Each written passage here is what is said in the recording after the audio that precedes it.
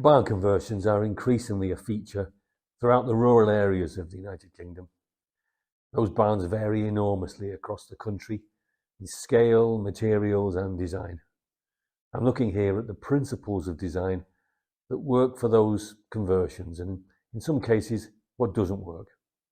These principles often remain the same no matter what the barn may have started looking out like in the first place. I examine the design issues faced by architects, planners and small-scale developers in taking these conversions through the planning system, no matter which route you follow. Let's start by looking at why do these conversions get planning permission, or as is increasingly the case, why don't they need planning permission? The National Planning Policy Framework is our guiding principle here. Every council may have their own variation on this theme, but essentially paragraph 80 of the NPPF, section C, refers to new homes in the open countryside and, as highlighted here, states that one form of acceptable development would come from the reuse of a redundant or disused building and would enhance its immediate setting. Now these words become relevant if your building fails the tests within the General Permitted Development Order, in what has now simply become known as Class Q. Under Class Q, conversions of this nature are permitted development. In other words, they do not need planning permission. The highlighted section stating that the change of use of a building and any land within its curtilage or immediate surroundings from a use as an agricultural building to a use as a dwelling house does not require planning permission. So, whatever route you follow in pursuing your barn conversion, what are the design issues you may face? Well, the reason barns or rural buildings can be converted to residential use is that they make a positive contribution to the rural characteristics of their area. That contribution results either from their particular design, materials, scale or setting. So if through the design or implementation of your barn conversion, you remove or drastically alter those characteristics, you may find that while you've delivered a home that gives you all that you need on the inside, you've lost that essential character that drew you to the barn conversion in the first place. Added to this, you'll often find difficulties in dealing with the planning authority if your design, materials or general theme in that conversion has failed to address these design issues. So what is it about the setting and character that's so important? Do you sit within an isolated location, or are you within a farm group? Within a farm group, especially if you have a farmhouse nearby, you'll find the planning authority more receptive to the conversion. You may also find there's more scope to alter that barn if it lies within a wider group setting. On the general form of the barn, its plan or layout may be of historic interest. It could stem from its former use to try to avoid subdivision that could erode that overall character. After all, that existing open plan may be the reason you chose a barn as your next home. Most importantly, you should assume that the prospects to extend or increase the size of the building will be limited, as it will more often than not remove the essential character that your planning authority is trying to maintain. The roof of your barn should be unaltered. Avoid broken roof slopes, specifically the insertion of domestic-looking dormer windows. Similarly, it is rare to find agricultural buildings that have chimney stacks and pots. Look instead for external cast iron flues, as they're far less domestic in appearance. Limit new openings and aim for recessed doorways and windows. Try to follow the style of the openings you already find within that building. If you can, avoid external pipework, particularly soil vent pipes. Ideally, avoid rainwater goods with more domestic fitting styles, as their style and appearance can harm the original character. You can see here the unfortunate use of soffits, where a simple gutter spike might have been better. Whenever you can, maintain existing features. These are all important, the part of the fabric of the building that you're converting. The interior of your barn conversion will often be down largely to personal choice. However, for more historic buildings, an open plan setting and design that reuses original timberwork and plan form means you will have the different type of residential use that you hope for from a barn conversion. Your site setting is crucial to the delivery of a successful conversion. If you can, maintain your site's open characteristics. Try to hide the car parking. Avoid large external lighting and domestic scale patios. Drying areas and washing lines, known to planners as domestic paraphernalia, are one of the main hazards to barn conversions, as they clearly show the world, here is a domestic property. Where you can, keep these hidden, or better still, indoors.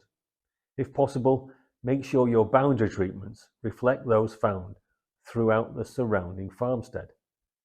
6-foot high timber boarded fencing, brick walls, and other obviously domestic types of boundary enclosure will spoil the rural character you should be trying to maintain.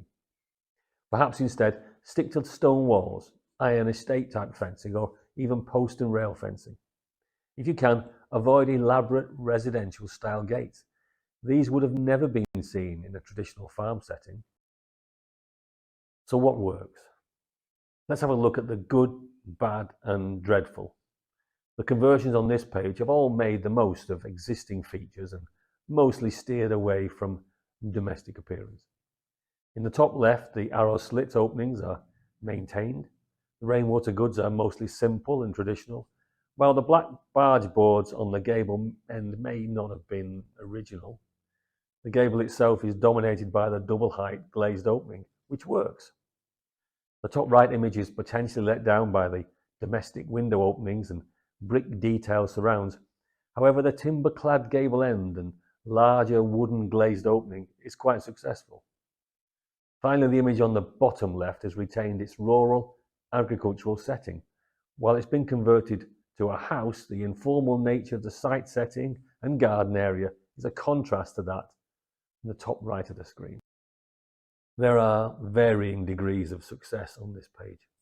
The top right benefits from the original, very attractive stone and brick detailing. There may be elements of quite domestic character, but overall this is a nice barn conversion. The bottom right is really quite successful, despite the heavy soffit and barge board detailing around the eaves and the gable. The other two barns, top left and bottom left, seem to have been spoiled somewhat by their domestic setting. Note the formal patio areas and the high stone wall bottom left.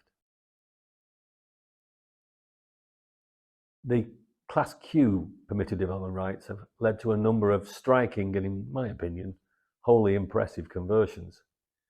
Some of the design principles more relevant to traditional conversions apply equally here.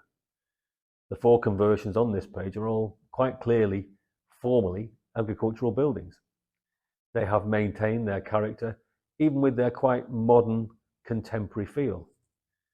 They also most certainly get away with different, less agricultural setting compared with the more traditional barns I showed earlier. I feel that the permitted development rights confirmed by Class Q have certainly led to some excellent conversions. The same building top left and bottom left is for me a fabulous piece of architectural design.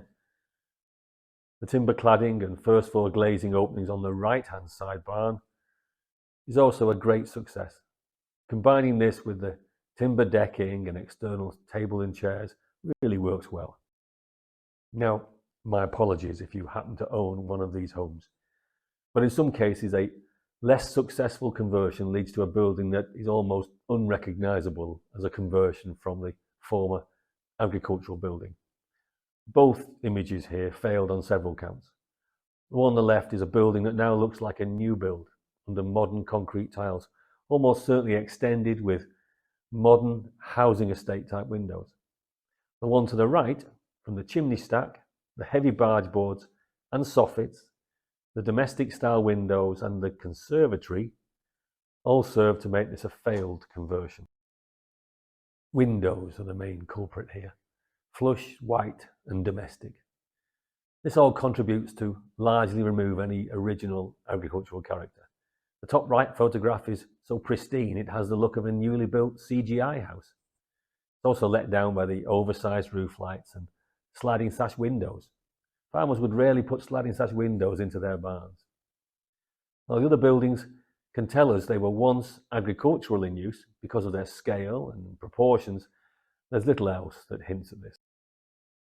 Now for a few interesting before and after images. It is sometimes hard to see how the final building started out life. That certainly applies here. The top image shows the type of barn that existed before its Class Q conversion. In truth, I don't mind the final result, but I certainly can't see any resemblance between them. In fact, it is questionable whether a conversion like this would have complied with some of the legal issues that a Class Q conversion throws up. The second image has almost no relationship with the final result, though I do like the barrel roof. Finally, I feel the third image shows two entirely different buildings, though apparently not. This is genuinely the conversion of the original farm building. In this internal shot, it is nice to see how the timber work from the original structure has been used as a feature in the final building. The image on the right shows what I feel is a completely successful conversion. You can see retained existing openings in the most part, and the architect has avoided the use of a chimney stack and instead used a cast iron flue. The simple gravelled parking area is mostly free from domestic paraphernalia, and so maintains the site's principally agricultural characteristics. So, in conclusion, what are our guiding principles in looking at the design of these conversions? You should always aim to maintain the original character of the building. It is, after all, often the reason the conversion has been allowed. Assume there will be no extensions and only limited rebuilding of the shell. Minimize new openings and think carefully about the style and design of those openings. Where you can, try to recess windows and doors and steer away from domestic style scale and even materials. Think about the surroundings of the barn. Your focus should be on gates and fences. Avoid washing lines where you can and hide the car parking and even sitting out areas. Reduce the number of roof lights if you can, and always avoid dormer windows, as the break in the roof line is one of the most obvious negative changes to the style of the building. Now, in the true spirit of Blue Peter, here is indeed one we made earlier. Just to be different, this award-winning barn conversion did not necessarily follow a number of the design principles I've set out in this video. For a start, there's a link extension within the inner courtyard. The problem was that the outer arms of the courtyard were just too far apart, and the scheme needed to link the accommodation. Otherwise, the resulting house would just be one long corridor.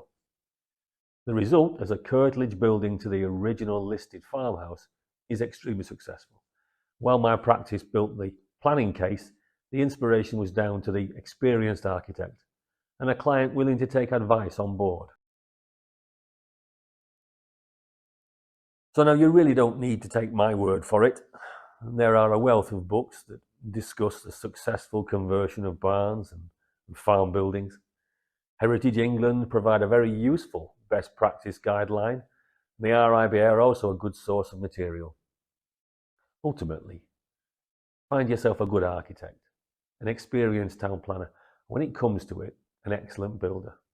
The emergence of Class Q means that there are more barn conversions around than ever, and it's easier to find yourself with planning permission. These conversions present a fabulous opportunity to create interesting and diverse accommodation. And finally, if you're about to look for those barns, I wish you luck on your journey. So I hope you enjoyed this video. If you do, please do like and subscribe.